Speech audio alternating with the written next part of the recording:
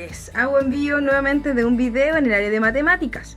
La única diferencia de este video es que aquí juntamos todos los contenidos que hemos estado revisando durante el último mes para la prueba de esta semana, ¿ya? Para que pongas mucha atención y que si tienes alguna duda no olvides preguntarme a mí o a cualquiera de las tías del PI, ¿ya? Así que para que lo tengas en consideración, revísalo, vuelve a verlo para que te vaya muy bien en la prueba de matemáticas. Aquí los dejo con el videito. También vamos a aprender en este video unas formas y diferentes estrategias de realizar lo que es la adición y la sustracción. La adición es una suma, ¿ya? A veces le podemos llamar adición o también le podemos llamar sumas.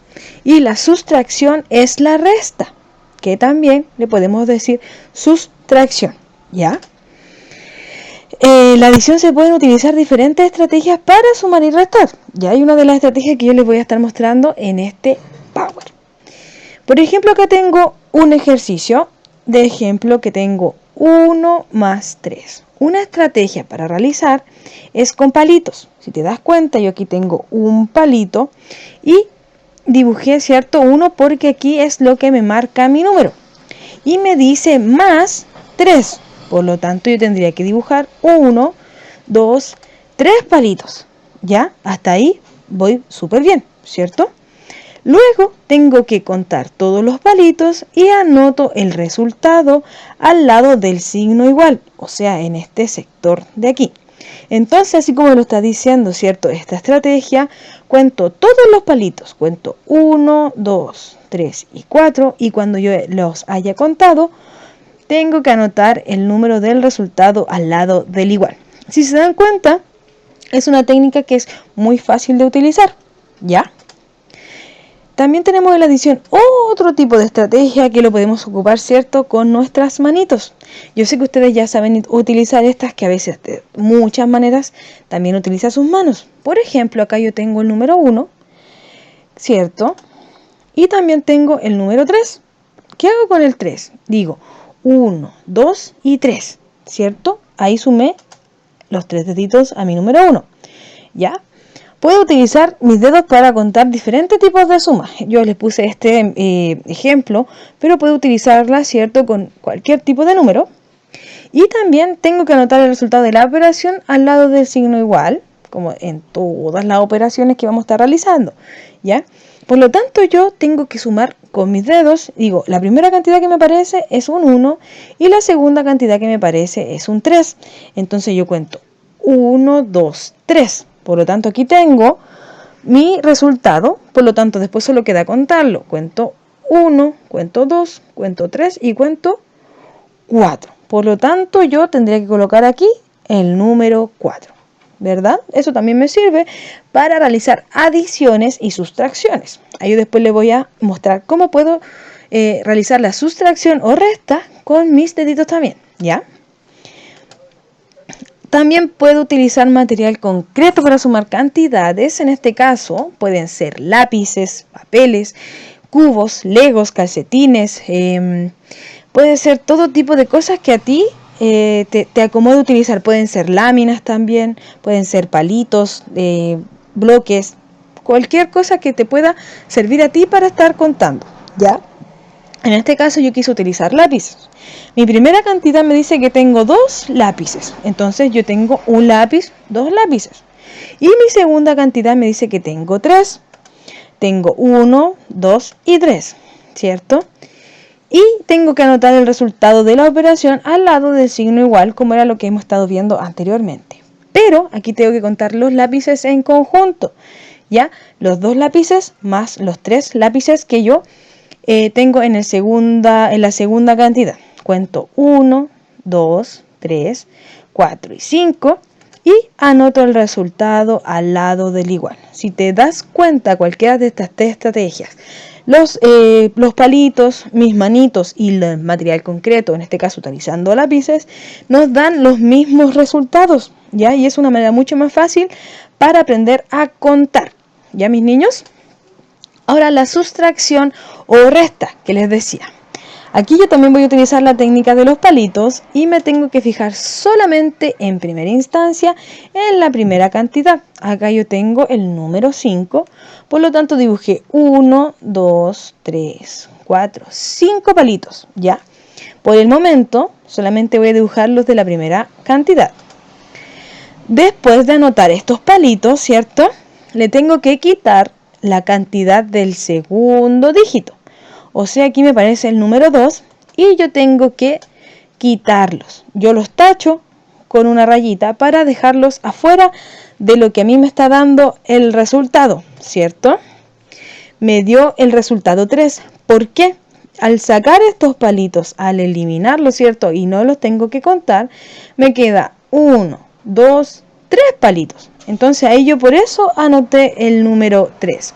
Si te das cuenta, lo puedo utilizar también en la suma y en la sustracción. Pero al realizar la resta o sustracción, tengo que ir quitando. En vez de agregar palitos, voy a ir eliminando. ¿Ya? También la otra técnica que nos sirve, ¿cierto?, es la de las manitos que habíamos realizado la anterior en suma, ¿verdad? La que dijimos que podíamos utilizar nuestras manos, pero en esta cantidad lo que nos tenemos que dar cuenta es en el primer número. ¿Ya? Aquí tengo 10, tengo 1, 2, 3, 4, 5, 6, 7, 8, 9 y 10. ¿Ya?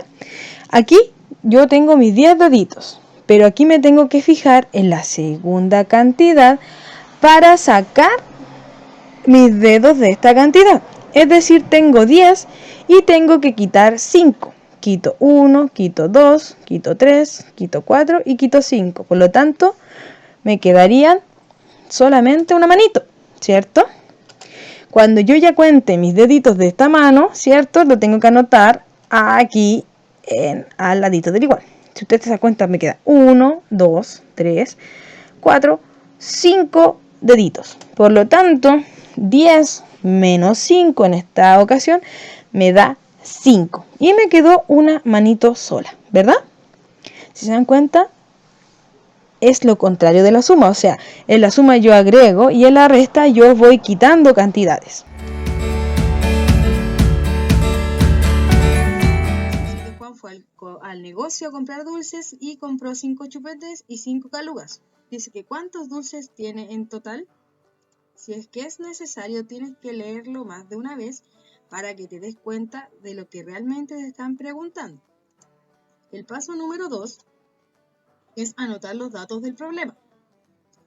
Aquí tenemos el problema nuevamente y lo que yo tengo que hacer aquí es ver y analizar los datos que me está presentando. En este caso dice que compró 5 chupetes y que Juan compró 5 calugas. Por lo tanto, yo lo debo anotar debajo del problema para tenerlo en cuenta y así tener más claridad de lo que yo debo ir realizando y qué cantidades debo sumar o debo restar. El paso número 3 es ver qué operación yo debo realizar, si es una suma o si es una resta, ¿ya? En este caso, lo que tenemos que hacer es una suma, ¿cierto? Porque dice que él fue a negocio a comprar dulces y compró 5 más 5 chupetes más 5 calugas, ¿ya? Y después nos pregunta que cuántos dulces tiene en total. Por lo tanto, en este caso teníamos que juntar los 5 chupetes con las 5 calugas. Y el paso número 4 dice que realizo la operación matemática. ¿Qué quiero decir con esto? Es que yo vuelvo a leer el problema y realizo la operación que en este caso me da que 5 chupetes más 5 chupetes, o sea, más 5 calugas, me da en totalidad 10 dulces, ¿cierto? 5 más 5 nos da 10 en este caso. El paso número 5, hay que responder a la pregunta del problema, que la pregunta en este caso nos dice que ¿cuántos dulces tiene en total? Si tú te das cuenta, la manera de responder a esta pregunta y a todos los problemas matemáticos que nos hemos planteado es que tiene en total 10 dulces, como habíamos visto en la operación anterior que hicimos. Ahora les voy a presentar cómo quedaría el desarrollo completo de un problema matemático, que sería que Juan fue al negocio a comprar dulces, compró 5 chupetes y 5 calugas. ¿Cuántos dulces tiene en total? Las respuestas a toda esta problema matemático, lo que yo debo realizar primero es los datos del problema, cuando ya los tenga anotaditos, que en este caso son 5 chupetes y 5 calugas, realizo la operación, que era 5 más 5, que en totalidad me dio 10, y finalmente anoto la respuesta que dice que tiene en total 10 dulces. Si tú te das cuenta, esto es un problema en el cual tú vas a tener que seguir estos sencillos pasos para poder realizarlo de la mejor manera y para que te cueste menos. ¿Por qué? Porque los datos del problema te ayudan a ordenarte dentro del problema. La operación inmediatamente te va a dar la respuesta a la pregunta que siempre nos preguntan en diversos problemas.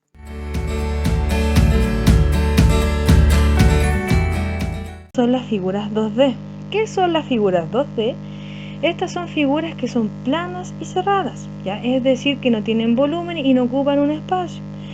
A diferencia de las otras figuras 3D que nosotros estamos conociendo también, estas figuras son las que podemos escribir sobre la hoja, ¿cierto? Y las que no tienen ningún tipo de relieve o caras o ningún otro tipo de espacialidad dentro de algún espacio, ¿ya? ¿A qué me refiero con esto? ¿Y cuáles son las figuras que nosotros tenemos y que la hemos estado viendo desde que somos más pequeñitos? Que es el rectángulo, tenemos el triángulo también, ¿cierto? Que se divide por 3 partes, y el rectángulo que se forma también como con un cuadradito que es un poquito más alargado, ¿verdad? También tenemos el círculo, tenemos el cuadrado, tenemos también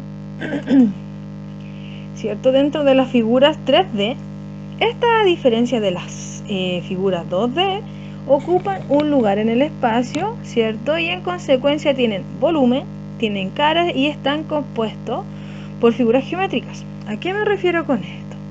A que una de las tantas figuras 3D como es el cubo, si tú te puedes ver acá, ya no es una figura que está plana, ¿verdad? A diferencia del cuadrado. Acá vemos que tiene más lados y más caras dentro de las mismas figuras, y este sí forma parte dentro de un lugar en el espacio y que también tiene volumen y caras, que ahí luego lo vamos a estar explicando mejor para que nos entendamos de buena forma. A este le vamos a llamar cubo, si te parece es muy similar al cuadrado, pero aquí nosotros le dimos volumen para que fuera diferente, ¿ya? Aquí tenemos una esfera. La esfera es como un círculo, pero es cuando lo llamamos como esfera y en objeto 3D es como una pelota, ¿sí? A eso le llamamos esfera. La esfera es lo mismo que una pelota de fútbol, pelota de básquetbol, de cualquier tipo de alguna de las pelotas, ¿cierto? Que nosotros podemos utilizar para jugar en casa o donde queramos.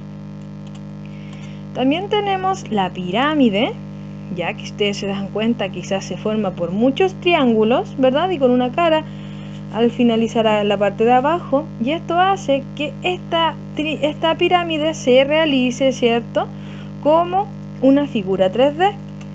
También tenemos el cilindro. El cilindro, si te das cuenta aquí, es como el tubo de un confort, y ese tubo de confort, si ustedes se dan cuenta, lo tenemos acá de color amarillo, pero también tiene, ¿verdad?, caras arriba y en la parte de abajo, ¿verdad?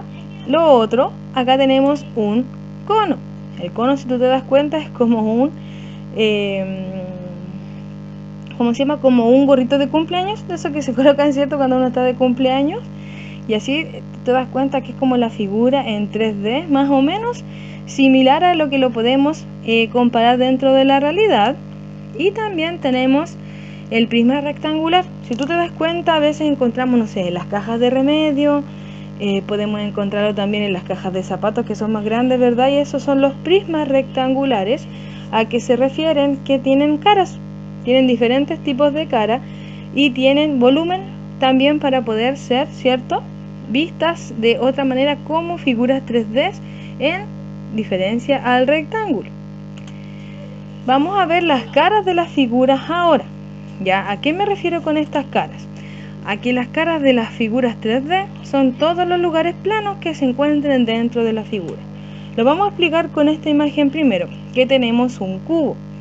El cubo, ¿cierto?, tiene esta cara de acá adelante. Si tú te das cuenta, a eso me refiero con cara, que es el lugar plano que tienen las figuras 3D. Todas las caras van a ser siempre planas, ¿ya? Tenemos también la cara de acá arriba, la cara de aquí al lado. Y también dentro de esta figura tenemos otros tipos de caras que aquí adelante no se ven, ¿ya? Pero yo los quise anotar acá para que ustedes se dieran cuenta de cuál es la diferencia entre las caras de las partes de la figura, ¿ya? Y también tenemos como ejemplo el primer rectangular que le habíamos dicho recién, ¿cierto? Que se parece al...